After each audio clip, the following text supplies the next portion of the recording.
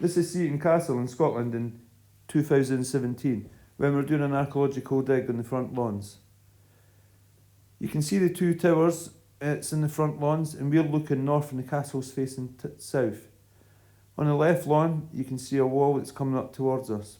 Using this photograph, I've done a rendering what I thought it could have been like in the 16th, 17th century, maybe when the Setons were here. You've got the church, the priest's house, the office block in the outer courtyard, which would have one time been the stable block or the guardhouse in times of war. And of course, pride of the Lothians, Seton Palace. In the background you can see the medieval village of Seton. And this village was said to have been there before the Setons arrived here in the 12th century, and this is indeed where they got their name from.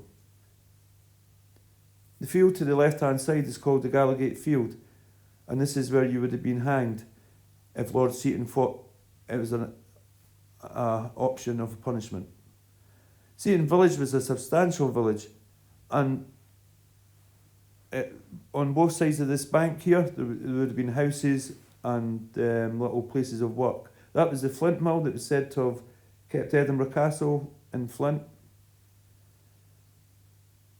In 1791, when the villagers were moved on, there was only 86 people left here in the village. Port Seton and Clokenzie, on the bottom of the horizon there, you can just see the rooftops. The Setons helped build both of these harbours. The two early medieval bridges at the bottom of this wall here, one for the Lade and one for the burn. A lot of interesting features on the wall here. Seton Dungeon, just coming up to it now under the cherry picker, is said to be under the bottom of a great old tower. And at the bottom of the left hand picture here under the tarmac, that's where the dungeon is today. And we're looking north. This is an old 19th century etching of Seton Dungeon, and it's quite well documented in the family history as well. Here on this occasion it's 1510, where we repaired the Great Dungeon. On the next page it goes on to detail about Lord Seton being sent to France as an ambassador to help orchestrate the marriage between the Dauphin of France and our very own Mary Queen of Scots. But at the bottom of the page it goes on to talk about the dungeon and how the great old tower dungeon of Seton fell on the 16th of February in 1561. And by the grace of God, no one was harmed. But it also goes on to tell you why it collapsed, because it was very old and all the alterations that had been taking place. And also, the works in the ground wasn't to a very good standard, which would have been the foundations. It's also documented about people who were imprisoned in Seton Dungeon. And local prisoners, Tommy Thompson and his two sons, and Mr. Greavesy, they were imprisoned. This little story tells you about two bailies coming from Edinburgh to see the Lord Provost Seton. He imprisoned them, thinking they were something to do with a conspiracy. Over the centuries, there's only a few things that from the times gone by that remain, and the jail was one of them. And it hasn't changed over the centuries, as you can see here by the two pictures. It still remains quite the same as it did in the old etchings.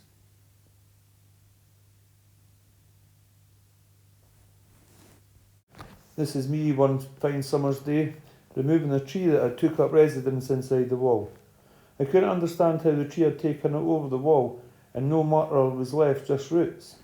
My friend Gardner Malloy, one of the best stonemasons in Scotland, he told me that the tree actually absorbs the lime in the sand, eats it into itself, and if I cut the roots I would see the grains of sand in the lime. Here's my son Jordan, the stonemason. He's helping me repair the wall. Built into the wall was this beautiful carved stone. This is from an arched window, maybe similar to this one that we see at Seton Church.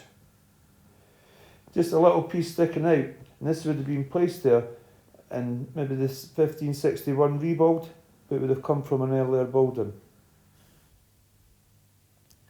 Here it is stated in 1888, Mr. Dunlop, who was living at Seton Castle, he had the view that the ruinous fragments of an old wall with two small window spaces, a little to the west of the castle, and he was inclined to think these were part of the dungeon. These are still visible today in the wall, and we're south of the dungeon where the dungeon stands just now, and this window's still built into the wall. I believe, and that here in the written text it says that they built a great house south of the dungeon into the garden wall west of the castle. So I believe that this window is more to be part of the great new house rather than of the dungeon. So we decided to have a look inside the jail and do a little clear out of the debris that had gathered up over the years.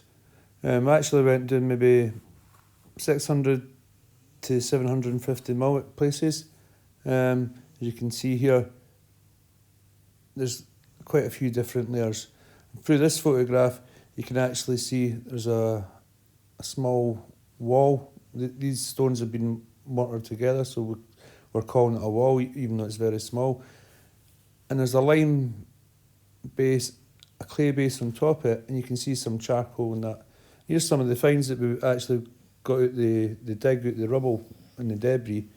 Lots and lots of glass, bones, pottery, quite a few interesting pieces. This piece here, a little nice design. We were able to trace that, and it came from Jamieson's in Bo'ness. And you can see here, it's actually on this terrain. And this is said to date for the 1830s. We also found various pieces of pottery that were hand painted, some 18th, 19th, 20th century pottery. Here's an old leather shoe with lace. I believe this is a child's shoe by the size of it. I'm not sure of the date. A few fragments of clay pipe, the stocks and the little bowl. We found 3 coins while we were metal detecting the spoil heaps. Queen Victoria coin, 1899, Charles I and Charles II coin dating to the 17th century. Here you can see the context that we went through the rubble and the debris. This is lime mortar with a layer of clay on top. These stones that are lime mortared together, so that's why we're going to call it a wall for now. And a lot of charcoal deposits in here as well. See, East Lothian Archaeological Department want to come down and have a look at this, so for now we're just going to leave it as it is with this wall exposed and the charcoal next to it and the lime bed to see what they think of it. And early in the new year we'll get back to it and we'll keep you updated. So from Seton Archaeological Society, Merry Christmas and a Happy New Year.